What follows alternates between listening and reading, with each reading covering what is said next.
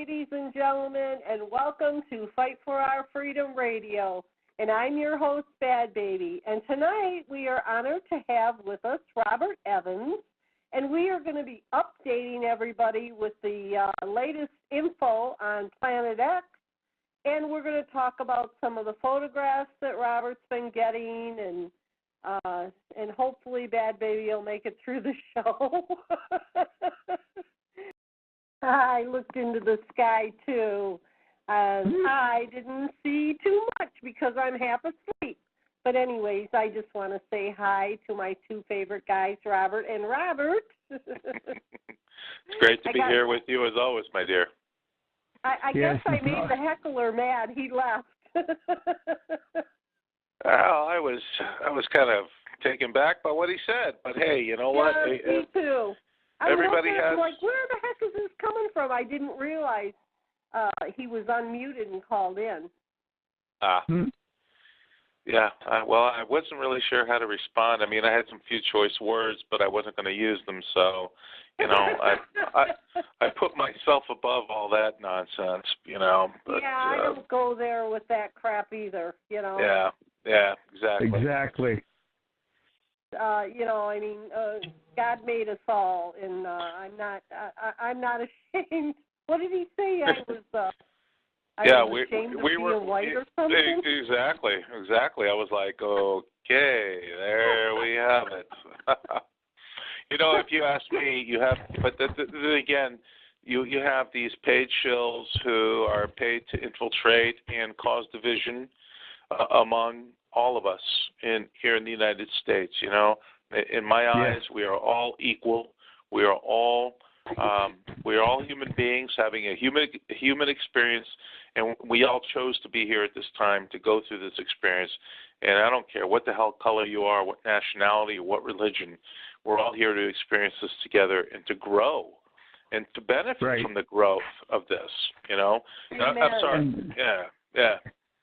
And that was one of the things the Hopis in their ancient prophecies saying that, yes, the third world of the Hopi people would end real soon, but the fifth world would start off where we're all better as a people. At least that's what they're hoping, and that's what the prophecies are possibly will happen. Yeah, absolutely, Robert. Absolutely. But listen, let me ask you something, man. How have you been? I haven't talked to you in a while. I know that we because the lines got crossed and disconnected, and you know the timetable changed from you being on last week.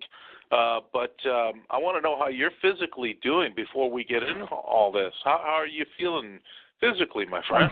I'm feeling a lot better. All the good stuff I ate during my life kind of all decided to act up at one time. I'm supposed to have a triple heart bypass really soon. It took a while to bring my blood pressure down and get everything in working order for the possible surgery coming up. So, you know, just one of those things, you know, you can't go around going to McDonald's and Burger King and Jack in the Box and to Outback, eating everything without some kind of something sitting on your back waiting to do something to you. Well, you're absolutely right about that. Yeah. I'm doing a lot better. My wife is really good on making sure I eat, you know. Healthy, right? Eating healthy, taking lots of good fluids in, good healthy vegetables. That's really important because diet is this is the one. Just to just go off track just for a minute before we get to Planet X. But you know what? Healthy, eating the best nutritional food you can is the key to a longevity. Taking in the healthy minerals and nutrients that the human body actually needs is probably one of the most important things. But here we go again.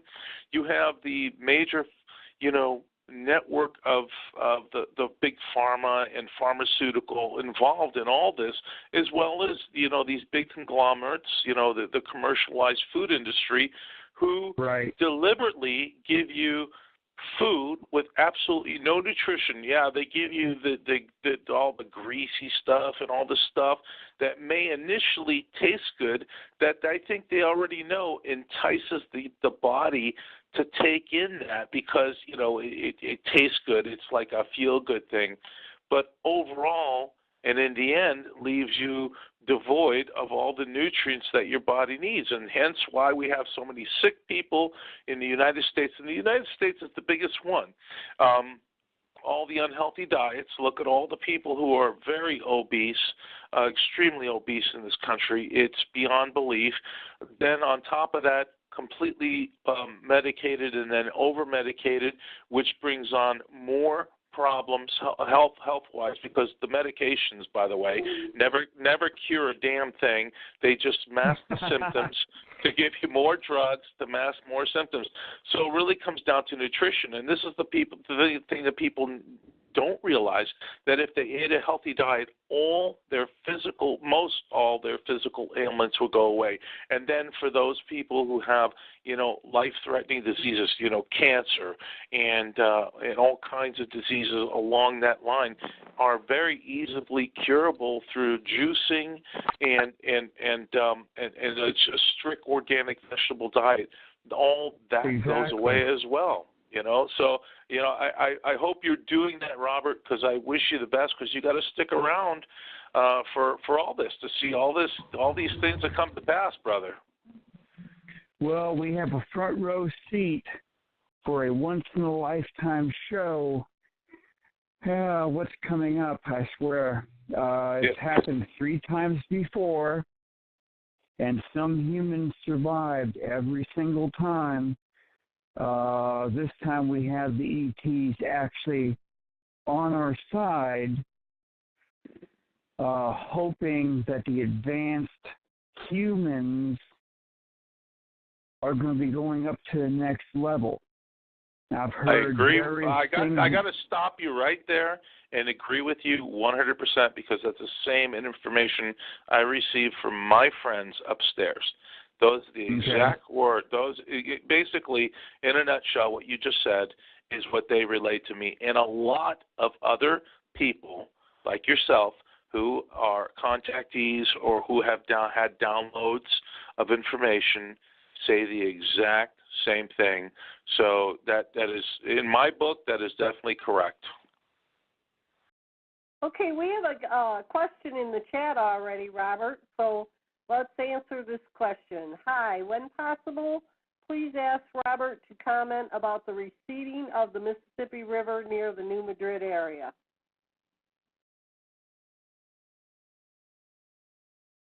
Robert, that's for you, my friend. Are you there? Hello, Robert? I think we lost him. Well, he's showing that he's still on the phone. Ah, this is weird. Robert, are you there? Wow, I hope he's okay. I hope so, too. He's still called in. Yeah. Can you hear us, Robert? Well, what the heck? Maybe he muted himself accidentally? Maybe. I'm not showing him being muted. Oh. Can you hear me? Oh. There you are. Yeah, I can barely hear you. Oh, wow. Did you hear the question? No. Well, the question volume was, suddenly dropped way down. Is it? Well, you're on your phone, right? Did you accidentally turn your volume down on your headphones by any chance? No. Wow, that's weird. Can you hear us okay now? I can barely hear you. Oh, wow. Do you want us to just chit-chat and you want to try calling back in? God, I'd hate to do that and not be able to get through. He said he'll call back. I'll call back. Okay. Okay, right. You guys, send out the positive energy because we are, I did a show with Steve 2 days ago for Deep State Blues, And, we live streamed it on YouTube along. And I kept, didn't happen. They kept losing me. They couldn't hear me. I would talk, but no one could hear me. And they were like, oh, we lost Badbaby again. And then I'd come back in. So I have no idea what's going on. Maybe it's the energy field. I'll definitely agree that we're definitely being interfered with by the solar activity that's taking place. There's no question about it. And then, of course, the manipulation through, deep state that they're able to, they've already told us. We listen to everybody's phone calls. We got everybody's email. And then every moron who's on Facebook, they got all your information. They've got everything. People who sit there just told you that they just took a poop. They put it on Facebook, okay? That's how ridiculous all this has become. But without a question, for anybody who's doing shows like this and anybody involved in this, yeah, they've got our number. And I told you that, baby. I was cut off of my show many times. I sat one time for 20 minutes thinking I was still talking to my guest, and I wasn't. Okay, you guys, I just lost my computer. Oh, see what I mean? Yeah, okay. This is what I'm talking about. I know Robert called in. Are you with us, Robert? Yeah, can you hear me? Yes. Yeah, we can hear you. Good. I had something happened. The volume just dropped way low, and so I had to call back in. Well, I'm going to have to log out and log back in, you guys, but you can go ahead. The show is still recording. Okay, so Robert, the question was this. It says, ask Robert about the about the Mississippi River receding, and is that part of the and that is part of the New Madrid area. But the Mississippi, and I also saw this as well, Robert, the Mississippi River receding. What's your take on it? What's going on with that? I'm not sure. I've seen the same type of posts on Facebook. I have no idea what's going on there. Well, is it related to the fact that we saw the oceans recede, in South America? Now, it didn't happen once. It didn't happen twice. It's happened 3 times or 4 times. I can't be sure at this point. Going out for hours, not like, the oceans receding at tide. No. These are the oceans receding and not coming back for like 36 hours in some cases. I think maybe the Mississippi is experiencing the same thing, because we have to understand or realize, or you and I both know, that the Mississippi, goes out into the Atlantic Ocean. So right. Is that part of what we're looking at? And what's your take on that? I really do not know. The part down there in South America, Brazil, Uruguay, has partially kind of like tipped over to the left, raising the eastern shoreline out of the water, making it deeper on the western side along Chile. And then this stuff is popping up with this Mississippi River. Now, the Inuit have been complaining that the earth is wobbling right now. But because there's a mass disinformation program in the United States, up in Canada, and parts of Europe, no one is saying nothing about what's going on. So we're all having to either guess or see it for ourselves. Well, guess 5 is saying, is it being drained into the fault line? That's a good question. Do you think that the oceans or even the Mississippi is being drained into a fault line, and this is why we're getting the recedents in the Mississippi? I guess, that's a good question, but I have no clue. I have absolutely no clue on that. It could be a possibility. I mean, we've seen the sinkholes drain entire lakes within hours. Exactly. So that's a very good question. It's an excellent question, yes. You know, I guess I guess I go to the idea of this, that absolutely the wobble has shifted drastically by at least 1,000 miles, which means that whatever is interfering with our sun, which I happen to say it is our binary solar system, because of its electromagnetic pull, is slowing Earth's rotation. When its Earth's rotation is slowed, you get an increased wobble, just like a top. When it's spinning, Right. and its spin reduces, its wobble gets greater. That's the way I'm looking at it.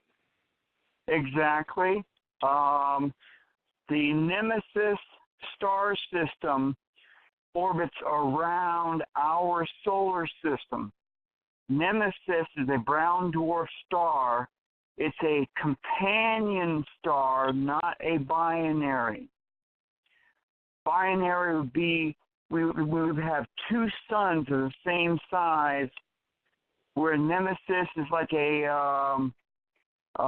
it's a sun that never became a sun, so it's like a glowing coal in your fireplace. Right, And right. It has 6 planets. Some of my friends say they know what the first 5 are. I don't know. Planet number 6 is Nibiru. The furthest most is that, but that is the furthest most object from the binary or the brown dwarf star, No, right? It's not the furthest. Okay. No. There's 6 planets. Nibiru is planet number 6, which slides through our solar system. The 7th one is called a dwarf planet. We call it Sedna, Sedna. Now, if anyone has astronomy programs, they can touch on to look at the full star system we have, and then click on dwarf planets, and it should be where you can see Sedna, and then back way off. And Sedna has a humongous orbit all the way around our system. Our system is down in one corner of the orbit of Sedna. I don't know how we know about Sedna, whether we found out about some ETs, just sharing information, different things. The program I use is called Astro Viewer. I'm familiar with it. Okay. You can put the grid on where the ecliptic orbits are on almost every planet, and then you hit the button for dwarf planet Sedna, and then back way off, and you can see how big Sedna's orbit is. Plus, it's also highly, it's raised about 35 to 45 degrees above the ecliptic of our solar system, which and was I've heard exactly.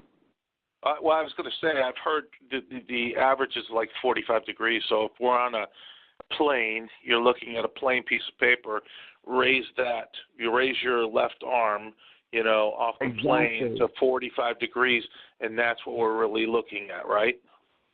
Right. Now, that's the same thing Robert Sutton Harrington said when he wrote about Nibiru. Nibiru has a regular orbit, not an elongated orbit. And he also said that Nibiru's orbit was highly up, was at a high angle between 35 and 45 degrees. Right. So, the Astro Viewer program is showing it. So, back in 2009, NASA left a phone line open over in the Canary Islands. And a lot of stuff was leaked out by the scientists that work with NASA. This allowed another group to match all the orbits from Nemesis, which was never handed on to anyone else. So this leaked information in 2009 shows Nemesis and 6 planets. And it shows them orbiting around from 2009 to December 21st, 2012. So NASA knew all this information, and they projected on December 21st, 2012, that the planet Nibiru would not orbit through our solar system because it was 20 AUs, astronomical units, away from when they first put all this stuff together in 2009. A friend of mine who is an astronomer, he demanded to see all of this stuff. So I sent it all to him. He worked out the orbital space, the speed of Nibiru, and said we would not see anything until 2014, November, December.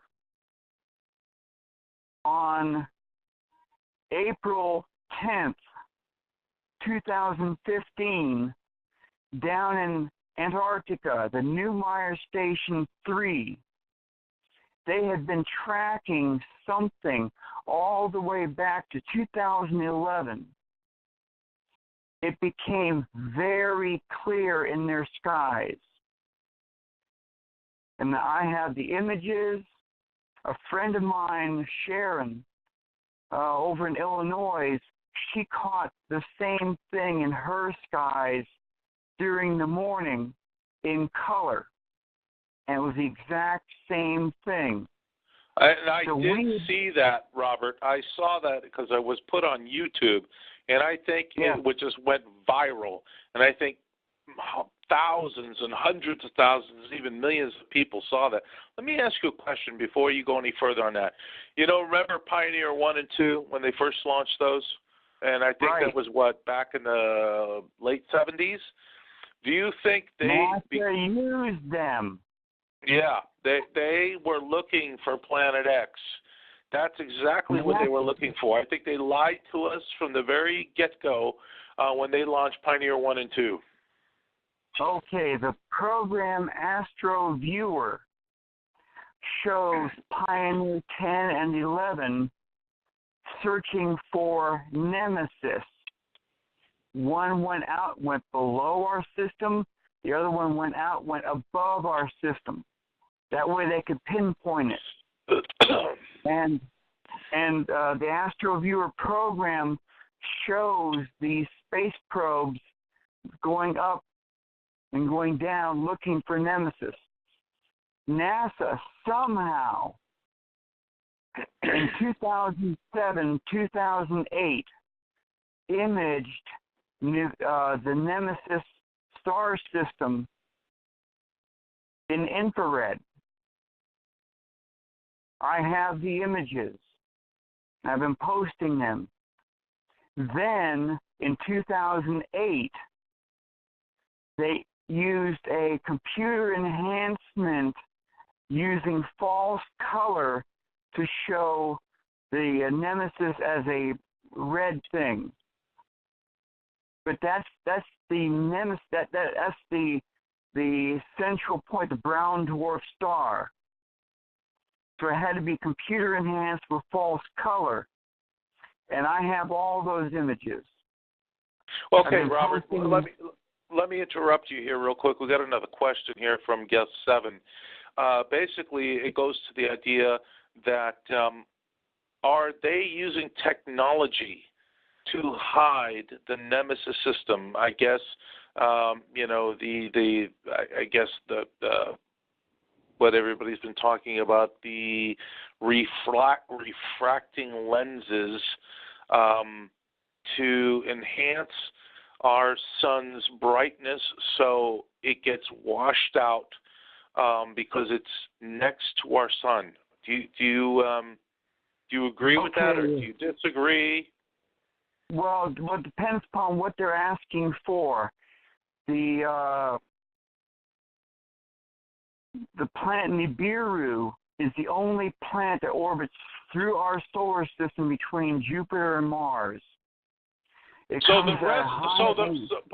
Robert, the rest of the system never gets close enough, okay? But it's only the one of the furthest most planets being Nibiru, which can get close enough within our orbit, which causes the disruption. Right. Now, the Nemesis star system has its own Oort cloud, just like our solar system has an Oort cloud at the far reaches.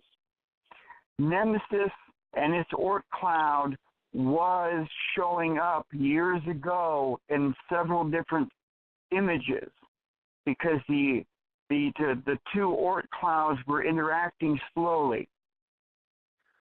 Now, the ETs put massive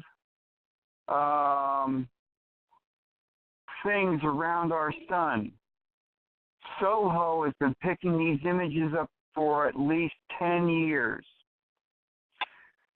The ETs, whether it's Nibiru, the Anunnaki, whomever, they put these gigantic things all around our sun.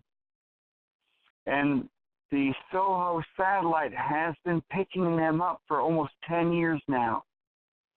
These things are controlling our sun and how it interacts with the brown dwarf and with Nibiru swinging through our solar system. So yes, there is a certain amount of controlling going on. But you're saying it's coming from the ETs, and I think the question was our technology blocking out certain views of the sky? Okay, I guess that's what the question is. They're using the white chemtrails, which are very real. Yes, I agree.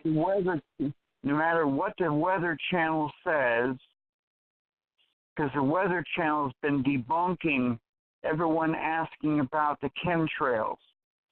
I have a lab report from 2006, 2007, telling exactly what was found in Italy and in Texas from samples from the chemtrails. And they called it Morgellons disease. They're also using black chemtrails so you can't see anything at night, or they're trying to make sure no one sees, but many people are still seeing what's going on. Yeah, well, you can't block out, Robert, you can't block out these streaks of artificial clouds that are being lit up by the moon. There's no way to block that. So whether they're doing it during the day, which we've been all bombarded across this country and Western Europe, Africa, Australia, they've all been bombarded with these chemtrails, these noxious chemical agents that supposedly are supposed to help you mitigate the effects of this binary system. There's no way in hell they're going to be able to do that. I think at best, my opinion, this is my opinion, Robert, that at best, I think they're trying to mitigate the radiation which our sun is producing now in high volumes, and to try and mitigate as well the amount of solar flares that are actually hitting the planet. And if you ascribe to what Ed Dames has been talking about ad nauseum for the last 20 years, he's saying, hey, folks, we're going to give you hit by a massive solar flare. And you remember back in, I think it was 2011 to 2012, when we just narrowly missed that X-54 class solar flare. And he says, hey, folks, this is the calm before the storm. Are you and I talking, are we on the same page here that when this Nibiru comes by, this part of this Planet X system, right, and it gets close enough to the sun and Earth that it creates this electromagnetic spark, let's say, that it creates a massive, massive solar flare, something probably in the upwards of double of what the Carrington event was back in 1859, that will just render our planet basically level our planet back to the Stone Age. Well, that's why the ETs put those huge things around our sun. If you remember right, before 2012 hit, we were supposed to have had massive problems with our sun, going back to all that stuff you just mentioned. Everything was quiet. That's right. We didn't have any of the solar problems which were projected to have happened. And that's because these things around our sun that the ETs put there to have control over what our sun's doing. Okay? Plus, there's one other thing you're not talking about, which is only happening because Nibiru is showing up. The Schumann resonance. Absolutely. I was going to bring that up, but I'm glad you brought it up, Robert. Our planet Earth puts out what is known as the Schumann resonance. Normally, it's down at 7.5 megahertz. It's now well up into the 80s. Yeah, it's way above and beyond. Yeah, the Schumann resonance works on the brain of mammals and other animals, causing rage, causing disturbances. That's the same thing the Hopis said before the end of the third Hopi world by water. They said there was much anger and all these other problems were happening before they survived going to these other islands. They said they described it as sailing to another turtleback, another turtleback, another turtleback. So the planet Nibiru, each time it swung through our solar system 3 times so far, has done this over and over and over again to all the humans and other animals on this planet. That's why the ETs, the aliens, they want the advanced humans to survive this event. And that's why they've been helping us. The SOHO satellite has been picking up these humongous starships, for lack of a better word. These starships, I showed up for UFOCon 2013, and I showed all the audience about these images. But there are people saying those images are all fake images, whatever. Right. But the NASA SOHO webpage shows that they've been fixing SOHO from 2009 to 2012, making sure there was no more glitches. But the images are still showing up. The problem is that they also show what a hot image, and they call a hot image, is because of cosmic rays, cosmic this and that, hitting the camera lenses, filling the images full of white dots, where you can't see a thing. But every time these starships are caught, the image is perfectly clear. There's no background noise or nothing. Right. And these things I was going to say, sounds like we have somebody else on the line with us. Yes, I think Ethan so. has called in. We have a caller. Let's see if Ethan has a comment or a question. And I am Hello, here, you Badbaby. guys. I hope you're well. My name's Ethan. I'm in upstate New York. I hope you guys are well. The idea of Planet X is absolutely absurd if you guys believe that something 10 times the size of Earth could ever come into this solar system without all the astrologists, without anybody in the military, without all our people, without bringing all all bells without here to Timbuktu. They really need some help, and the problem is that they want the society to die, and we all understand that. But some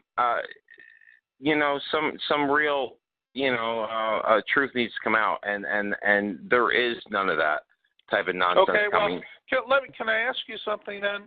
Yes, sir. On the line? Okay. Without calling people trolls and names and nonsense, without like Marshall Masters, who cannot be challenged because he knows everything he says is nonsense because he's not a man. A man can be talked to. A man can be challenged. A man can be talked to without being called names and dictated. Yes, sir. I ask you a question? Yes, sir, without calling names and trolls and nonsense like Marshall Masters. Here we go again. I just want to ask you a question. Okay. Very simple. So how do you equate all these people coming up with all these photographic images of these objects in the sky? How do you equate this? There's things flying through all objects, all things, in every 24 hours a day. I mean, doesn't mean it's a solar system coming to this planet. And if it did happen, it probably already did happen, and that's why the seas are already changing. And the military has the capability of blowing these things out of the sky. The capabilities of the United States military, which Marshall Masters does not want to print out, he does not want to disclose, and he does not want to tell people of how advanced us, the United States military, Russia, England, and all of us are beyond the imagination. We can blow stars out of the sky like you can't even believe, sir. You're dreaming if you think we can blow stars out of the sky. No, you're dreaming, sir. You have not understood the capabilities of the United States military, and you have not understood them since probably you went to boot camp back in 19... Excuse me, sir. I know a lot of military insiders who I've talked to extensively. I graduated high school in boot camp, and you're talking... Hold on a minute. I know... Then you talk to them, Yes, and I've talked to them, and they said they know this is real. This is coming. Okay? This is not one or two. This is many people. The Green Berets trying to make money off this type of nonsense? This has nothing to do with the Green Berets, sir. But yes, Getting back to my original question, if we're going to have a civil conversation. Who's trying to sell something. Nobody's selling anything He's selling something. Nobody's selling anything here. Yes, he is. Sir. The Green Beret you're talking about, the phony Green Beret who's in Vietnam, supposedly, I am not talking something. about John Moore. I am not talking about John Moore. Yeah, he's a phony son of a bitch. Because he's using the Green Berets to make money, and he's using the United States military to make money. He's a son of a bitch. Right. He's a low-life bastard. We cannot have a civil conversation. All right. Obviously. You know what? We can't understand anything that's being said because you're both talking at the same time. And, we were trying to have. I'm sorry, Badbaby. Well, I was trying to have a civil conversation with this man. I know. Basically, trying to say, look, what about this? What about that? He didn't want to hear any of this.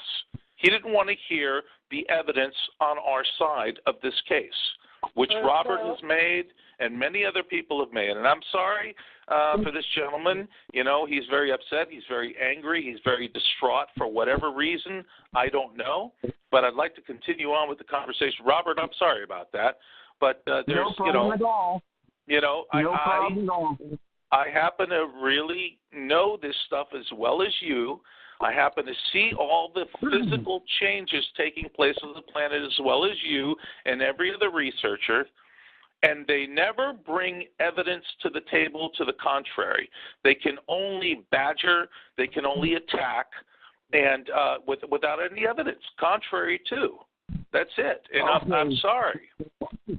Well, okay.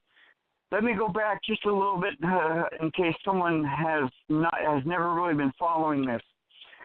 Back in 1954, President Eisenhower, he asked personally the Bishop of Los Angeles, Francis McIntyre, to meet him at the old Muroc Army Airfield, now called Edwards Air Force Base, for a nice secret meeting.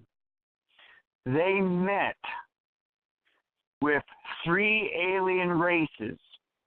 One was one of the Greys. There are several races of the Greys. The second was a reptilian-looking race.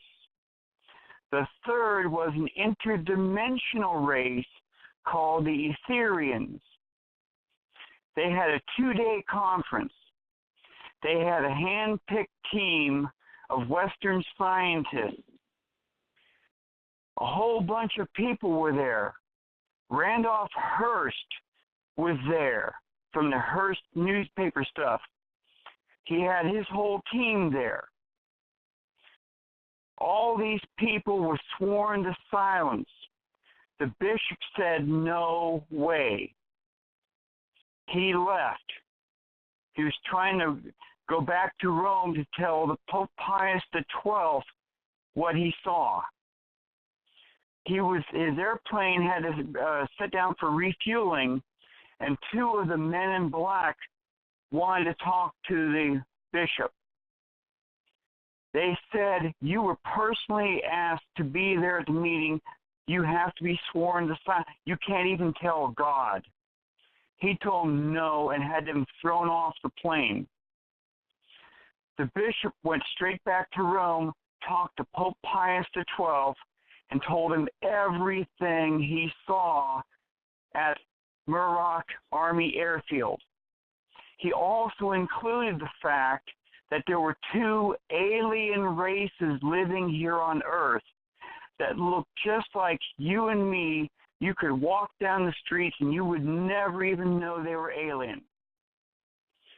Early 1955, President Eisenhower flew to Holloman Air Force Base in New Mexico. When his plane landed, he ordered everything to be shut down. The radar systems, the Doppler radar systems, everything. You see, the early Doppler radar systems shot down 3 of alien shuttlecrafts, for lack of a better word, over Roswell, New Mexico. The Army got 1, the Air Force got 1, the Navy got 1.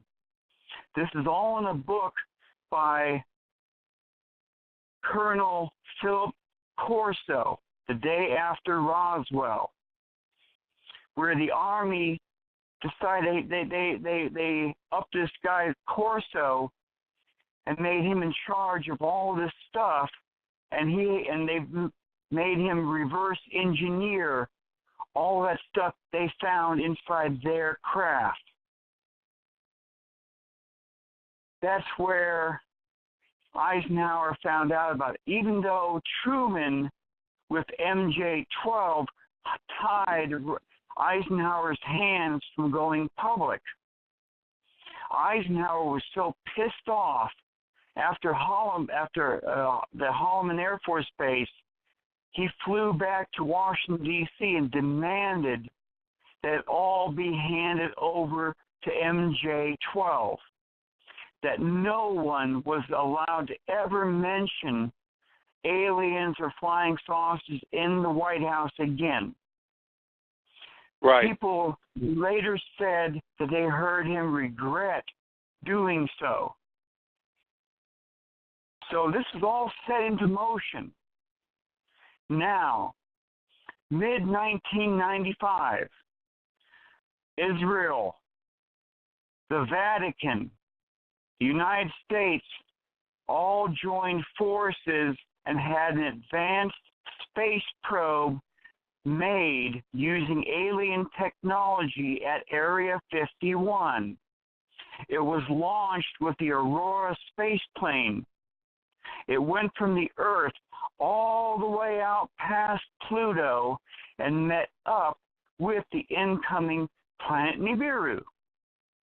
It videotaped it and did whatever else, it came back somewhere in around a month or more. Now, NASA stuff only takes 13, 14 years to go that far. This thing came back relatively fast. When it got back to Earth, it downloaded everything to a secret Jesuit base up on a HARP facility up in Alaska. I have the photographs of the planet Nibiru. The Jesuits sent out a high-ranking Jesuit priest from the Vatican in early 2000 to meet up with Christopher Barbato, an Italian reporter. Christopher Barbato listened to everything this man told him. He even checked him out. He found out he was real. Now, Christopher Barbato was writing UFO stuff in his own magazine that was being published over in Italy.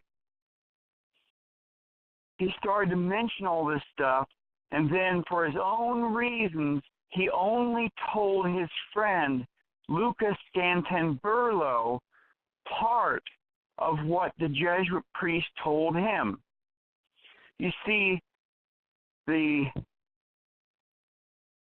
popes have been keeping this silent because they didn't want all these problems. But no one was warning the people. So they sent out this high-ranking Jesuit priest to this Italian reporter and told him everything. He only told part of the story to Lucas Scantamburlo, who was working with Project Camelot. He did a 2-hour video on Project Camelot called The Return of Planet X. Yes, very familiar with it, Robert. And there besides Scantamburlo, who did that 2-hour interview, there have been multiple witnesses who have done the same thing on Project Camelot, just from different viewpoints, from banksters' viewpoints, from deep inside military viewpoints, as well as reporters who were privy to this information. So there are multiple. I just wanted to say there are multiple sources coming out of Camelot, and I think Carrie Cassidy has done a pretty good job at vetting people. Yeah. You know, she's not just a person who just accepts people's information. No, especially with when she was doing this with Bill Ryan, by the way, who is a physicist who understands the mechanics and the mathematics of the universe. So they're very well versed in what was going on. So I just need to throw that accolade in there. Because there's multiple sources. It's not just one or two. There have been many people involved in this. But I need to throw this out. Robert, let me throw this out at you really quick before I forget to ask, because guest 7 wants to know about the increase in meteors, especially in the South Pole. If you can throw your thoughts on that. And is this part of the increase of meteors we have been seeing for the last at least 5 to 6 years, Robert? Okay, the recent meteors coming down over China, I've seen several things the last couple of days. Every orbiting planet has stuff going ahead of it, alongside it, and behind it. So you'll have all kinds of space debris in the flight path of every orbiting thing. Now, the planet Nibiru has been going through our solar system for thousands of years. It has all this stuff going through. See, the planet Nibiru, called the planet of the crossing, it crosses from the Nemesis system into our solar system. And every once in a while, as it goes through, it sends asteroids, comets inward towards our sun. That's what we're just starting to find. Okay, the last time it was here, somewhere between 1615 and 1613 BC. That's been nailed down now. That was during the Exodus of the slaves and the evildoers leaving Egypt. The slaves were called the Hyksos. Hyksos, Hyksos. They were in Egypt from the 12th Egyptian dynasty to the end of the 17th Egyptian dynasty. They used the term of Pharaoh, but they were not Egyptian. Now, they were in control of the Upper Nile area, in a city called Avaris. Now, during this at the end of the 17th Egyptian dynasty, the destroyer showed up. That's what the ancient Egyptians called Nibiru. They called it the destroyer. You could hear trumpets in the skies. As we have been hearing, Robert, as we have been hearing within the last 7 years, all these trumpet sounds, which is actually the interior of the Earth changing its, its magnetic shift, okay? The interior has been turning and changing its rotation, hence shifting the strata and rock formation, which has been reverberated in the upper atmosphere, which I think they actually heard the same thing going on back then. Please continue. They might have. I'm no experts. I can't comment on that. But this is what Ippawar, this Egyptian scribe, detailed completely. So there's a Egyptian version of the Exodus which matches the Holy Bible's account to a T. To a T. He mentions that this thing showed up in the skies. Fire came down from the skies and burned everything that grew, whether it was a field, orchard, or vine. The stars shifted to new positions in the sky. The sun and the moon rose and set in new positions. That's called a pole shift. Now, I'm going to the highest authority now. The late Pope John Paul II. He went to this German town in 1980, and he met with a huge group of German Catholics, including 2 reporters. And the first thing came out of the mouths of the reporters, why have they not released the third secret of Fatima, as the nun said, as it should have been done in 1960? Pope John Paul II finally gave up. He said that all the popes before him had agreed to not mention it because they didn't want the communists to start all kinds of coups and whatever. But what if it was in writing that the oceans would do damage to every continent, killing millions within minutes? Why talk about it? This was mostly posted over in Italy, some parts of Europe. It never came to the United States. The Vatican tried to downplay what the Pope said 2 days after he said it. He was almost killed in 1981. When he recovered, he went straight to the jail cell for the idiot that tried to kill him. And he threw everyone else out, and he talked to this gentleman for about 2 hours off the record. Pope John Paul II never gave this warning again while he lived. Right. Listen, Robert, looks like SW from Pennsylvania is online with us. I think he or she has a question for us. Welcome. You have a question for Robert.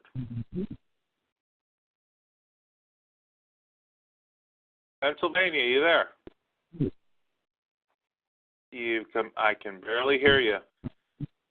It looks like you're breaking up on us, my friend. They must just be listening, Robert. Okay, all right. I'm not ignoring you guys. I'm kind of muted because my dogs are snoring. Okay, all of your listeners, you probably saw the movie 2012. 5 times, Robert. Okay? Now, near the end of the film, you have a Chinese monk up in his monastery. He turns his head, and here's the ocean coming over the mountains. Yeah. The Himalayas. No, it was all taken from the ancient Chinese emperor called Yahoo, Yahou. He first saw something 2,900 years ago come out of the constellation of Yin. It caused the oceans to top the high mountains of China. The second time this came through our solar system was about 12,900 plus or minus years ago. It was called Noah's Flood in the Holy Bible, but in the ancient Sumerian text, it was Zayas. Who's ever on the line, please mute yourself. That was me. Oh, okay. I wasn't sure it was my you. own darn show. Okay. Can you guys tell I'm tired tonight? I'm sorry. I apologize. That's right, Badbaby. So there are there are actually 4 ancient accounts of what this thing did when it came through, but only from their point of view, from what they could see, from what they understood. Okay? And Robert, I just wanted you to add this caveat so everybody understands that what you're talking about was actually written down. It was written down in records. This is not, something off a cave wall that was discovered. No, these were meticulous records kept by the ancient astronomers for the king. And you've got to understand, the ruling class, the imperial class of the emperors back then, they were brutal. And if your records were not exact, you did not have a job and you did not have a life long after that because you would be eliminated. And I just needed to add that caveat. These are facts. You can look them up. They're in historical books, in the mainstream historical books. No, not really.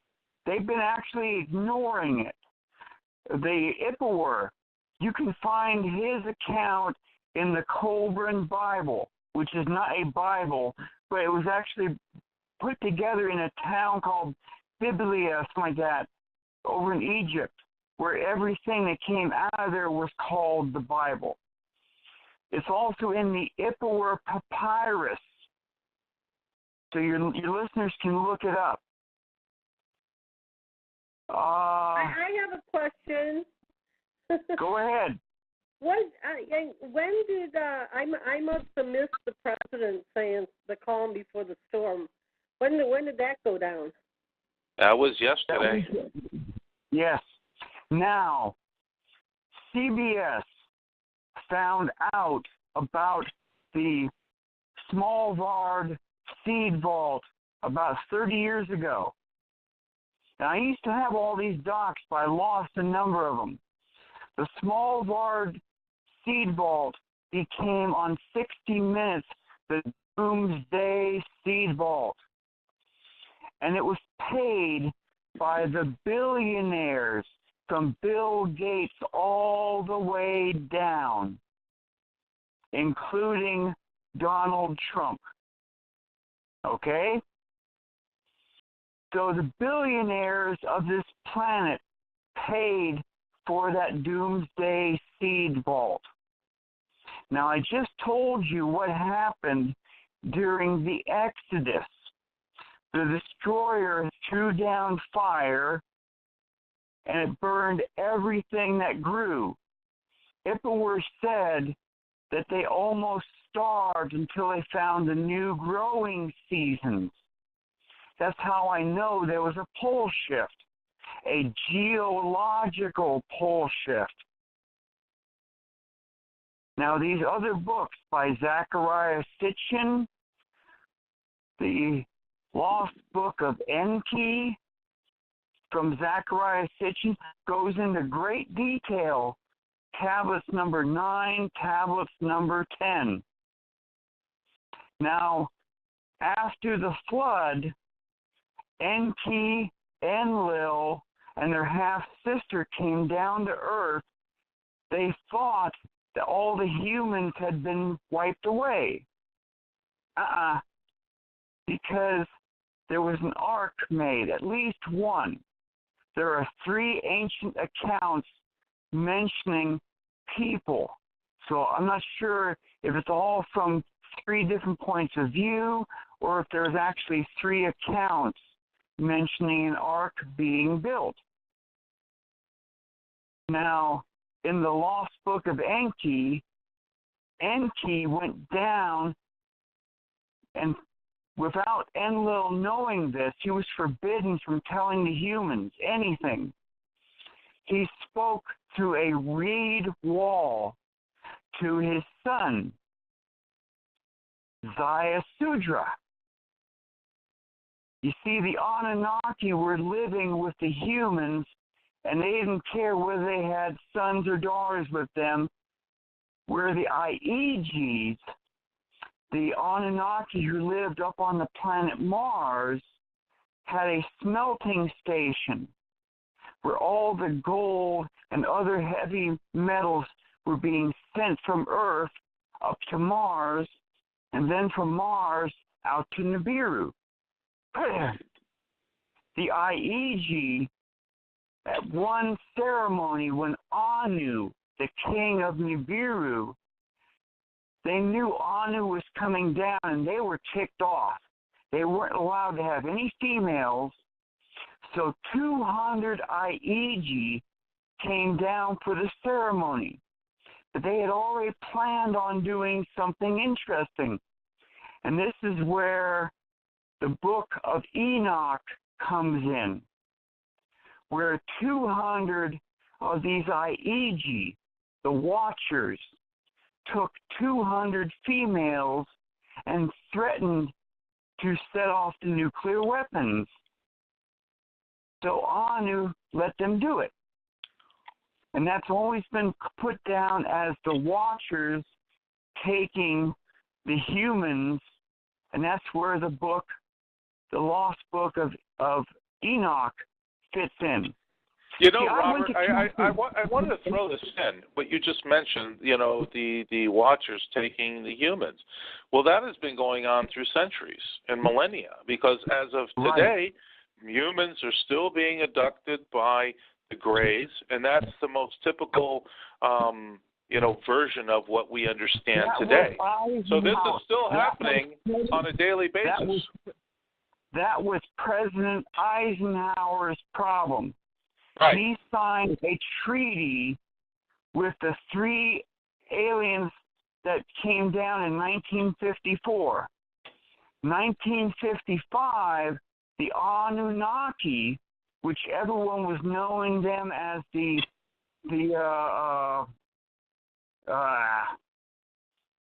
Greys. No.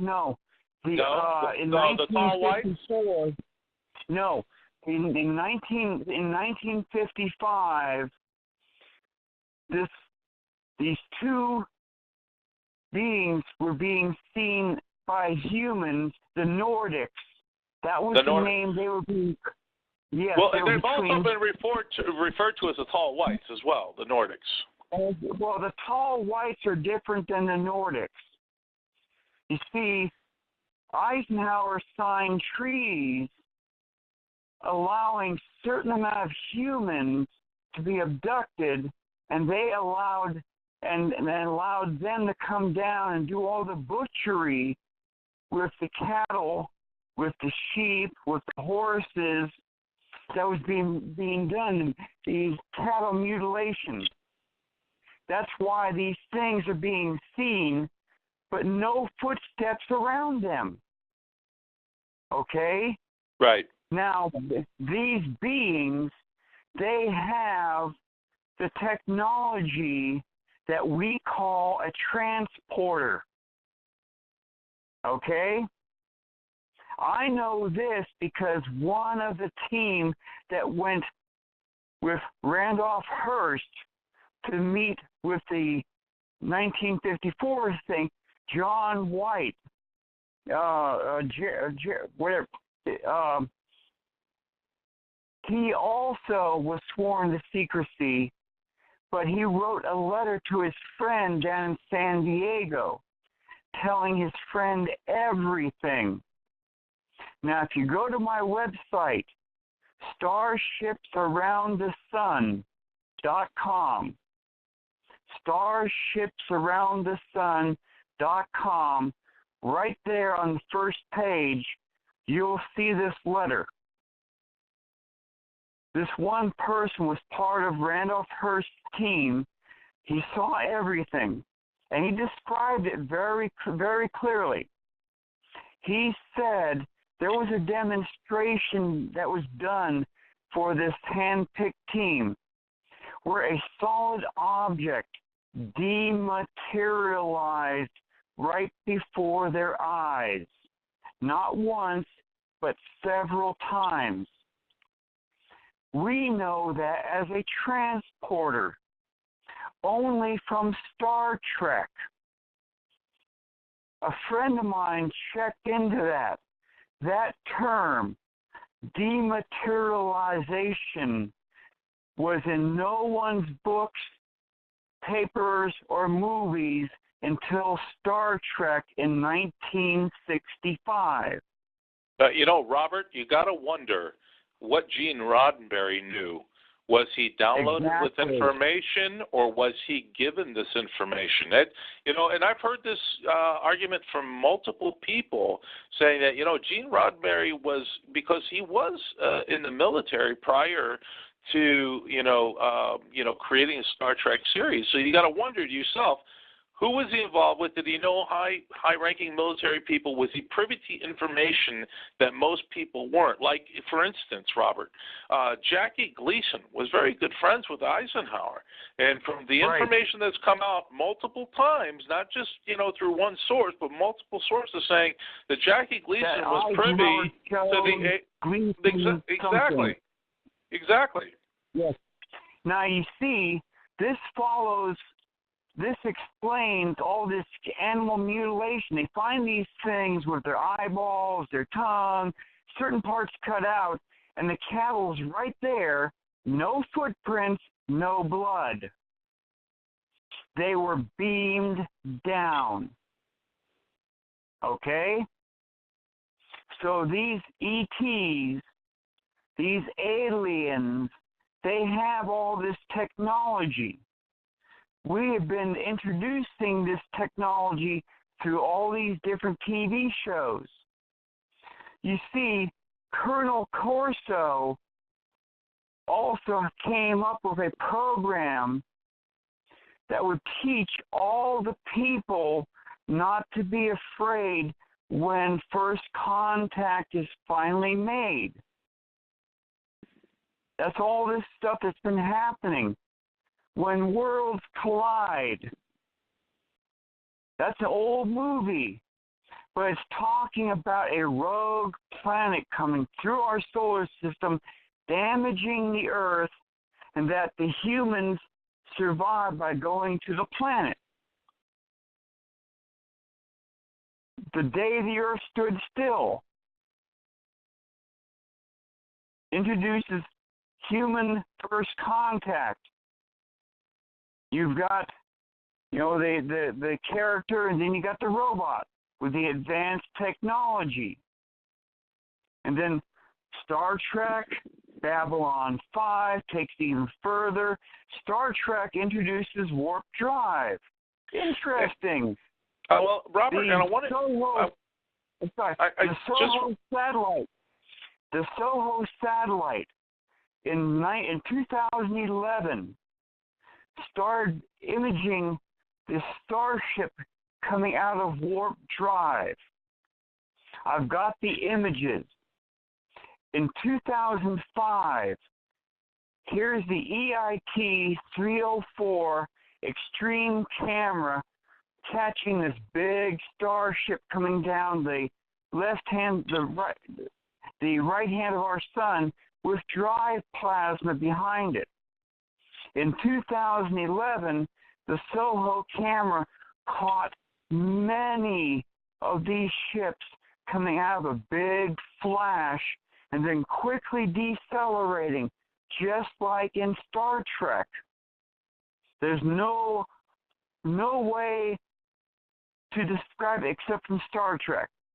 Well, Robert, I wanted to throw this in really quick. What you're talking about is 100% true. But here's the caveat to all this, that this has been recorded throughout history. This is going back for millennia, okay? It has been diagrammed on cave walls, beings that look nothing like human beings, okay, and crafts in the sky. Now, of course, as we became more sophisticated throughout history, we learned how to, to create paper and pencil and pigment. These were depicted throughout history in a lot of our historical art, and lithographs and written down and scribed in paper. So this is not something new. These crafts and these entities have been with us through thousands of years. It just comes now to our attention more than it ever has been because we have the ability to record these objects in real time. We have the language to describe these vehicles because of our own technology, right? And we have when we have the understanding of our inner solar system, what should be there and what shouldn't be there, and all of a sudden everybody's waking up to the reality of all this. We are more advanced. We are more advanced than all these other cultures put together. And why are we more advanced?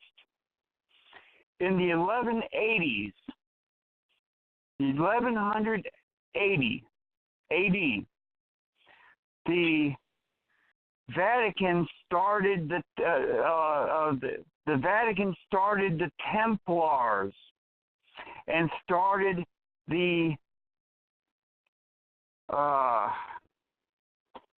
started another group. I'm trying to think of the name right now.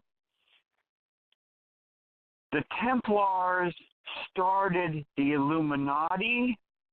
The Templars started the Freemasons.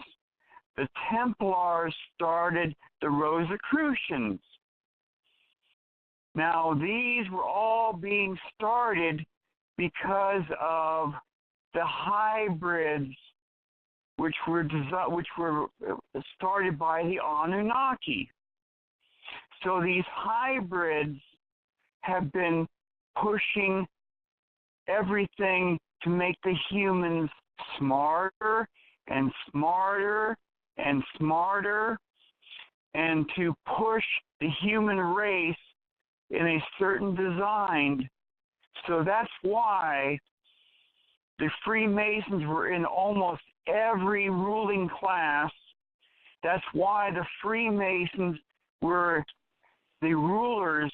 Almost all of our presidents were Freemasons. So the Freemasons, the Illuminati, the Rosicrucians have been pushing us to be smarter, smarter, and smarter. They want this advanced human race. You know, it was interesting. One of my friends showed it to me. My wife's parents came from the island of Malta over in the Mediterranean. So the Maltese cross stuck in my head for the entire 2 weeks we were there. I was told to research that. The Maltese cross goes way back in human history. It was the mark that the Pope told the Templars and this other group to put on their clothes and on their shields. An 8-pointed cross within a circle. This one friend had an image from the ancient Anunnaki, which had these stone slabs carved 4,000 years ago. Most of the Anunnaki pictures you see all the time show the Anunnaki with clothes on, and they're pointing which way or the other. This one image showed an Anunnaki pointing up in the sky, and he had a chain around his neck. At the end of the chain is a circle with an 8-pointed cross right in the middle of the circle. That was originally the mark of Cain. It goes back that far, where God or the Anunnaki marked Cain's head and banished him to another part of the planet. If you listen, stay off the Bible. If you get off the Holy Bible part, that's what the Anunnaki in the Lost Book of Enki said was done. Now, well, Robert, there's a question from the chat, and I need to put it out there from guest 7, sure, saying that a lot of the technology that has, think about the technology that's been released within the last, let's say, 5 years. Pretty extraordinary. Now, Colonel Philip Corso wrote The Day After Roswell, and he was dutified to take certain parts of this advanced technology, bring out to general corporations and the commercial use, so it would advance our technology, but we would never, always have that carrot dangling in front of us, but never get the golden carrot, basically speak. I guess the question is, have they used a very small portion of this technology to keep us, distracted from Planet X and what is happening on the physical planet right now? What's your thoughts on that? I'm not sure what kind of technology, according to that question, is being used, but it has been used in movies. I agree. In the movie Firefox, years ago, Clint Eastwood, he's a pilot, okay? Clint Eastwood in one of the ships that the Army got, they found this huge round disc that would fit on top of the alien's head. They could not figure out where the controls were because the ship had no controls. There was nothing like a steering wheel, a yoke, or anything. The pilots used their brains, with the primal brain sending out the signal to that disc that went on top of their heads. The Russians also found a ship over in Russia. So they knew about this technology. And Hollywood made this one movie where they sent Clint Eastwood in there to steal the Firefox.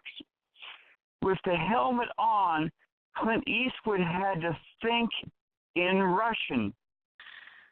He thought, and the plane flew how he thought.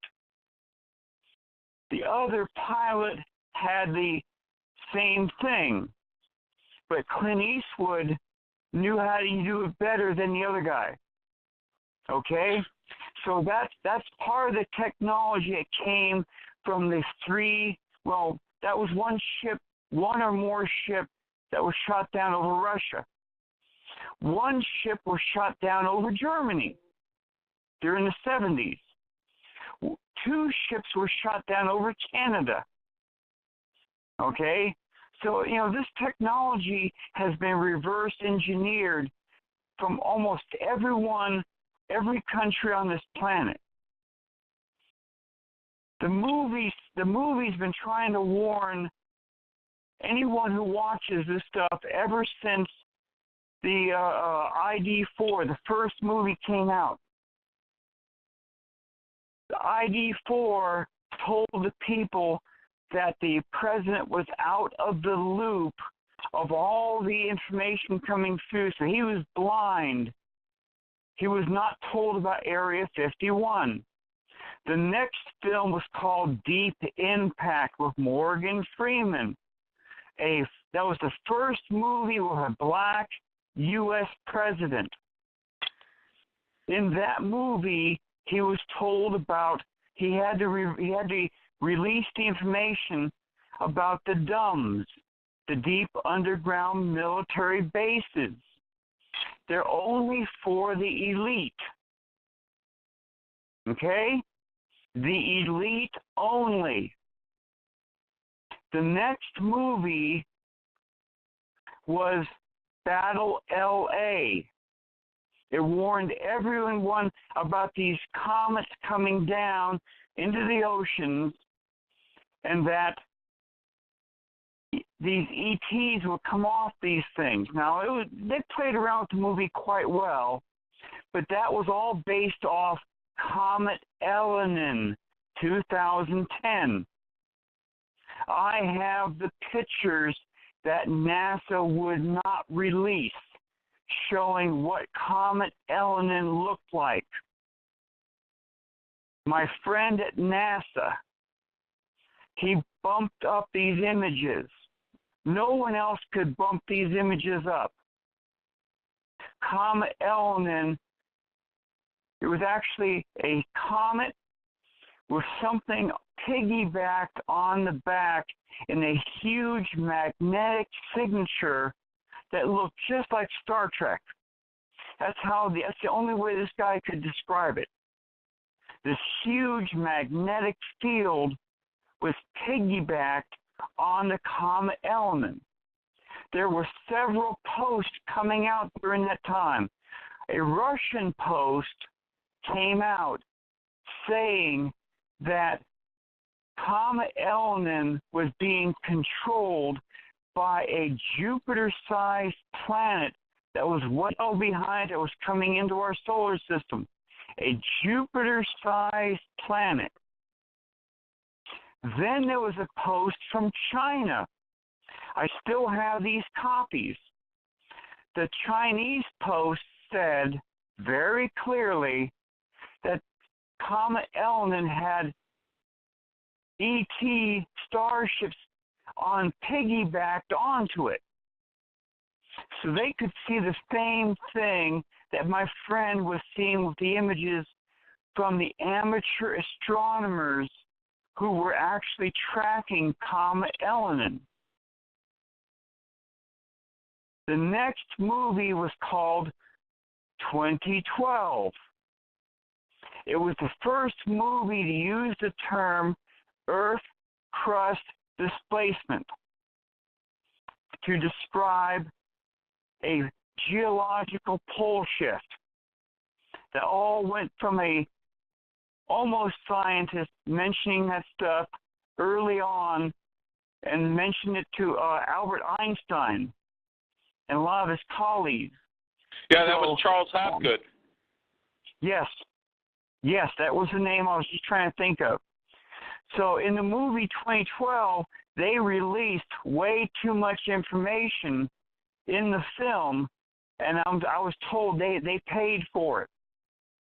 They released the information about the Chinese seeing this thing coming, the oceans flowing over the the high mountains of China,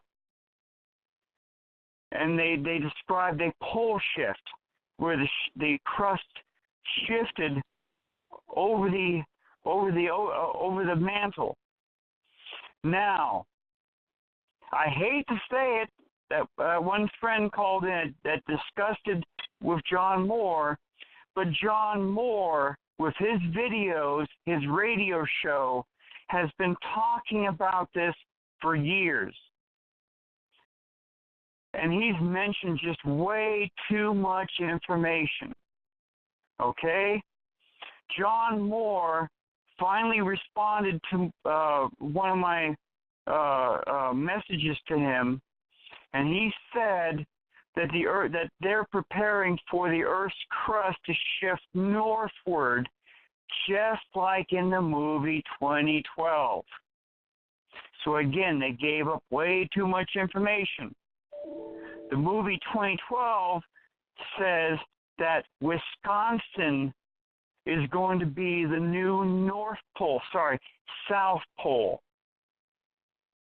Okay? He said, John Moore said the exact same thing to me. And here's the thing, Robert.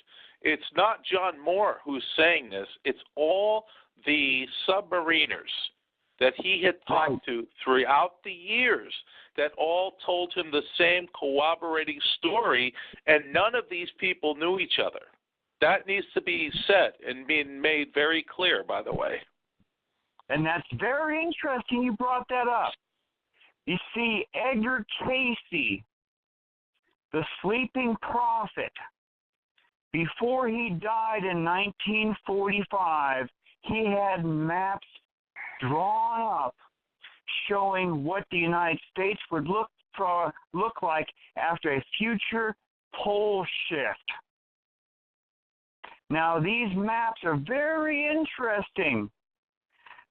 The movie 2012 went exactly along Edgar Cayce's maps. In the movie 2012, the entire West Coast is breaking up and slipping down into the ocean, just as those guys, that pilot and the main character, as they fly out of Los Angeles going north. Yeah, that was John Cusack, by the way. Right. Now, that's exactly along the lines what Edgar Cayce said. His maps showed the entire West Coast gone, all the way up to Canada, that there would only be huge islands, Yosemite, Lake Tahoe, all the way up to Canada. Okay?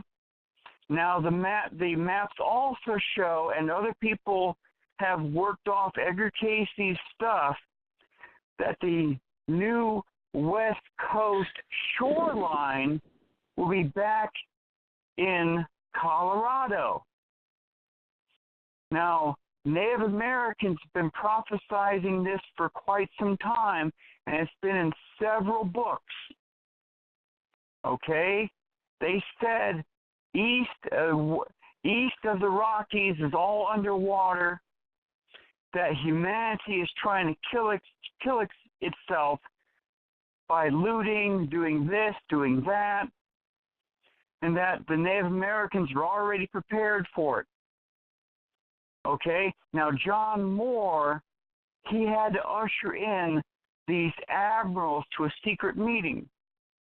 And up on the blackboard was the exact same map, but it had more areas scribbled off showing what they were told more damage. And you want to hear something funny, Robert? And I'm telling you this because I don't know if you've checked on John's website lately, but John Moore. Okay, good. Then you'll also realize, and I don't know how many people in this audience realize, but John has been putting up maps that have been found in old TV shows and movies that basically show the outline of the United States minus Florida, most of the East Coast, the Mississippi looks like a giant, an enormous sea, inward sealand, and the West Coast being affected. Wide. That's exactly. Right. The but Great I'm Lakes. still here, right, you guys? There's a little piece of Michigan. I thought I heard you snoring. No. So what'd you say, Badbaby? I missed that, honey. Well, John sent me his video, and in his video that he sent me, there's a piece of Michigan that's like an island, goes across the state. Right. Now, so I'm still here. Okay. The military, all forces, for high-ranking on down to a certain point, were issuing this map from Edgar Casey over 30 years ago. And they were telling these high-ranking retirees to keep their mouth shut. They were told what was going to happen. And they were told to get above 4,000. They were told to all relocate above a certain height limit. So that's where all these submarines, the submariners, and other people were told to relocate up into Colorado, all the northern states, or that mountain range that's off the East Coast. Is that the Ozarks back there? Right. Isn't it 700 feet above sea level? Wasn't that what they were? That's exactly right. Yeah. And John, jump in there. Right. And John, I'm here. Right. John also says, but the big thing is being off the coastlines, and he talks about this ad nauseum. He's saying, look, if you're anywhere from 150, 200 miles from a coastline, you pretty much, when this comes down, you know, there's going to be nothing left, and you might not live. And a lot of people would listen to John Moore, like insurance salesmen, like car insurance. And why are all these people shifting into these other areas? Well, you know, this is what's coming. So a lot of people have been listening to John Moore and his shows, and they've all been relocating. Retired military, retired Air Force, retired Navy, retired this, retired that. So they've all been relocating along what John Moore's been telling them. So, you know, I'm sorry that one guy came out that way, but they're also working off Edgar Casey's maps too. Right. And also Edgar, Gordon Michael Scallion, Lori Toys, the New America map. Right. I mean, they're all pretty much all similar. But Robert, you know, and we know, I mean, as far as I know, I'm going to just go from my point of view. As far as I know, I can see all the earth changes taking place. And for any of you who don't believe that, that's exactly what they are. Because there's extreme cold, extreme hot.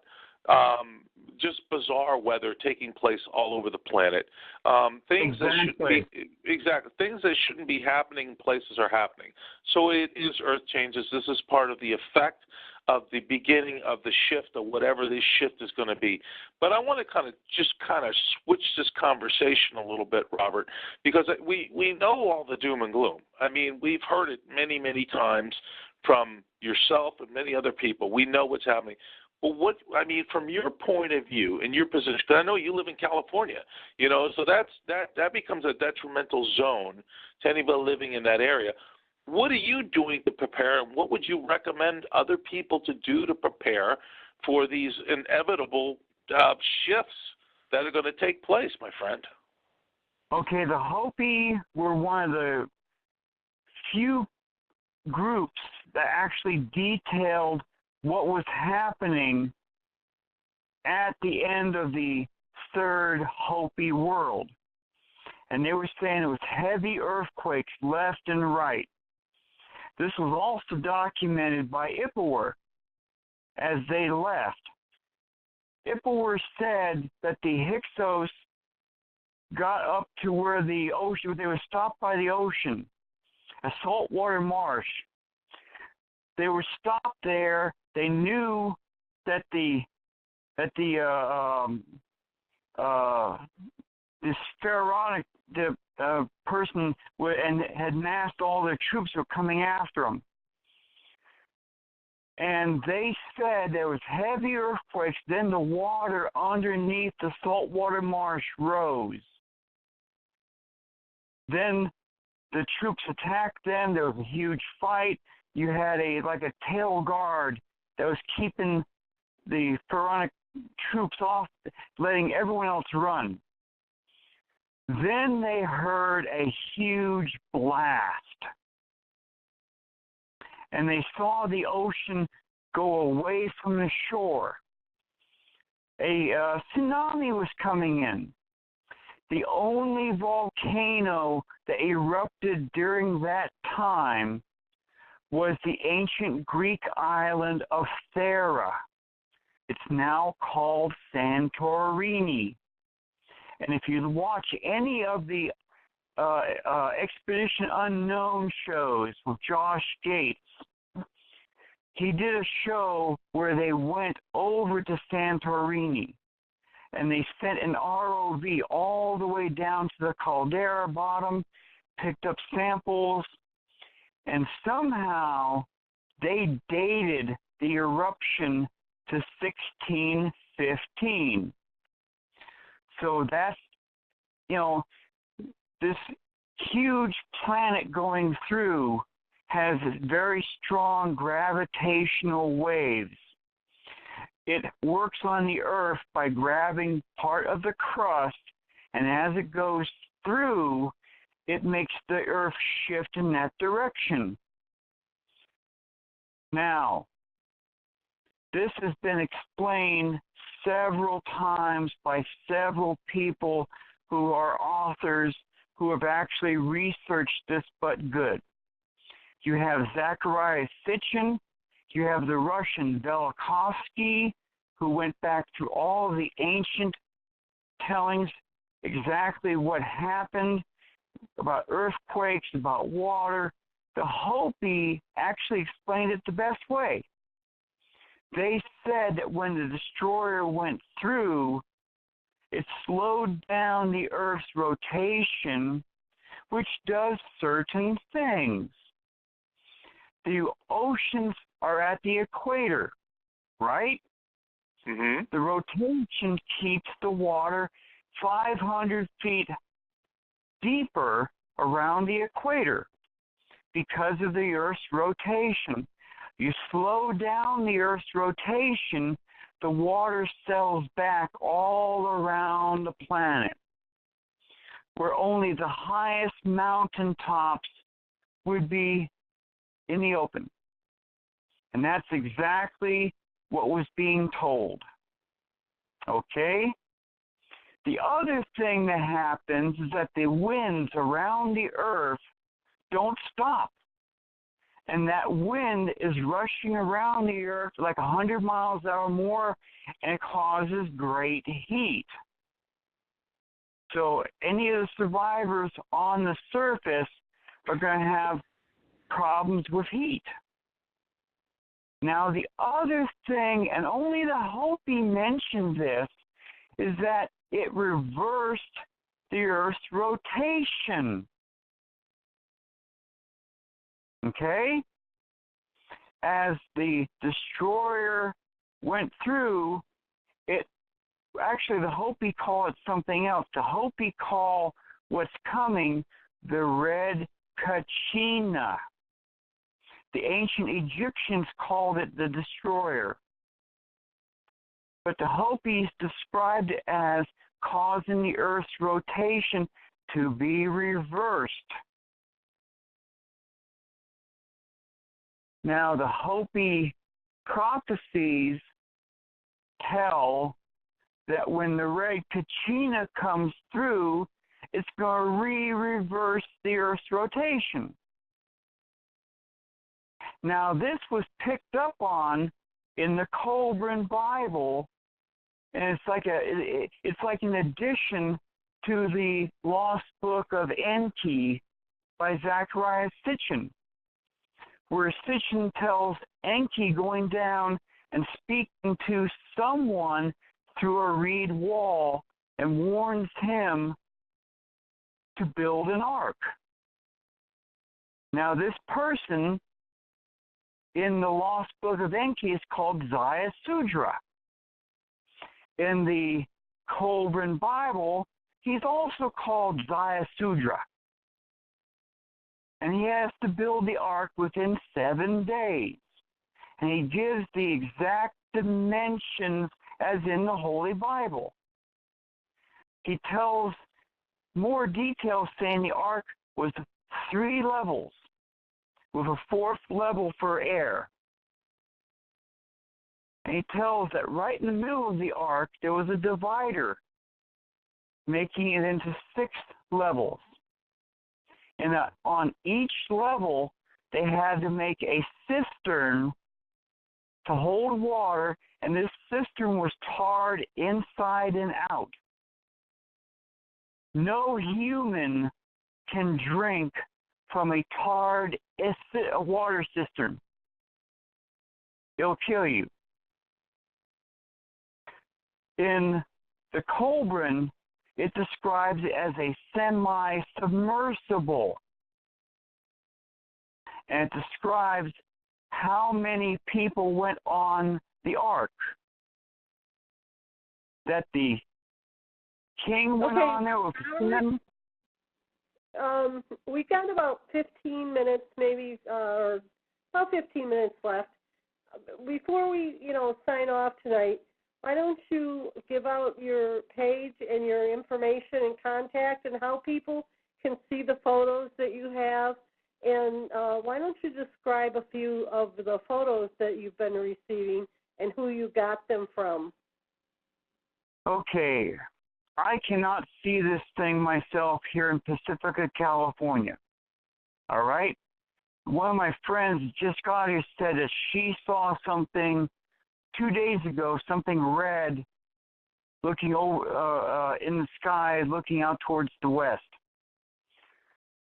All of the pictures are coming from Florida. They're coming from other countries where they see it in their skies. From people here in the United States looking up with their own cameras, with their own videotapes. So it's, just like the government cannot hide everything, although they're trying their best, because they don't want mass panic. And I don't want mass panic either. If we could see everything that was in our skies right now, you'd have mass panic right off the wall. So they're hiding this stuff for a good reason. Not a good reason I think so. I think they should be warning the people. But they're only warning the elite. The elite knows what's going on, and that's it.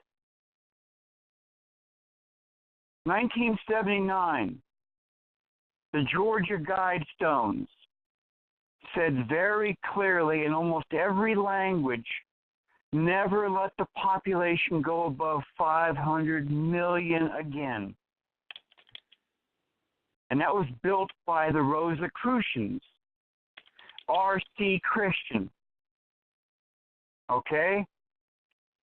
So I've got all kinds of images on my Facebook page. Now, Facebook has been eliminating a lot of my photographs. But when I post them, they're not being seen by everyone. But enough of them are going through to enough people. So if you're on Facebook, type in Robert H. Evans, Jr. I try to update every day friends list. Okay? Now, the other site you can go to, which is still up, which I'm surprised, is called Starships Around the Sun. Now, on there, you click on the photos up at the top of the site, and you'll go right to images of these starships which were caught by NASA by the stereo ahead, stereo behind satellites, and also by the SETI, which is a U.S. Navy satellite camera on stereo ahead, stereo behind. The U.S. Navy has been trying to delete these images off their system on a daily basis, but enough of my friends have been watching this stuff on a daily basis, and I have their images. So back in 2008, for no reason whatsoever other than to show the admirals and whomever that starships were all showing a point, they showed up on 2 cameras. These cameras take pictures every 15 minutes. There was nothing before. Suddenly they're all there. The next image, they're all leaving. So they were showing someone, our leaders, the powers that be, our admirals, our military, whomever, that they're there. And these images were just fantastic. If you look at all the starships in these images from near our cameras all the way back to our sun, they were all sitting there just all in the picture. And these pictures are still being seen to this day, even though they're not real. That's what they put out. That's what MUFON puts out, that they're not real. They're because of cosmic this or cosmic that. And I've seen the images that have cosmic distortion put on the image, and you can't see a damn thing in that picture. All the pictures I have that other people have are crystal clear. No cosmic distortions whatsoever. Yet these things are being shown. And I've got 20 images showing them right there. These images show something which, if you put it up against our planet Earth, is almost the size of our planet Earth. They're huge. When I went to UFOCon 213, all the people there took me aside and said, "Bob, do you realize how big that thing is?" And they're almost the size of our planet. It's like a big aircraft carrier. It sends down shuttlecraft, and it has a cloaking device that cloaks it from being seen when it's above our planet. That's the only explanation for these images. They're caught coming out of a warp drive, light, there's fancy names for it, a wormhole, whatever you want to call it. It's caught decelerating just like from Star Trek, and then you can't see it again in any more images. So it puts up a cloaking device. That's all I got to say. Robert, we got 7 minutes left, and my other Robert, Cutie Patootie. Do you have any questions for Robert before we sign off tonight? Oh, well, Robert, you never got to my my initial question at the end there. You know, from your point of view, what can we do to prepare for this and go through this experience to come through on the other side and hopefully, you know, have our minds and consciousness enlightened so we can go to the stars, my friend. What do you say to that? Okay, assuming we all survive. you have to have a backpack because the earthquakes will level every bridge. They will break up every highway. You will not be driving unless you have a four-wheel drive vehicle and it survives. So you're going to be either on a horse or you're going to be hoofing it. So you have to have everything you need in a backpack. You have to have medical supplies. You have to have solar panels, those nice little solar chargers you can find on Amazon. Solar chargers. That way you can power whatever you've got. Because sunlight is going to be your only friend. A solar panel is going to be there for whatever. Now, go on Amazon. There are solar-powered, hand-cranked lights that you can buy. These lights, they're charged by the sun or a hand-cranked thing on the bottom. So it charges it back up so it works for several hours.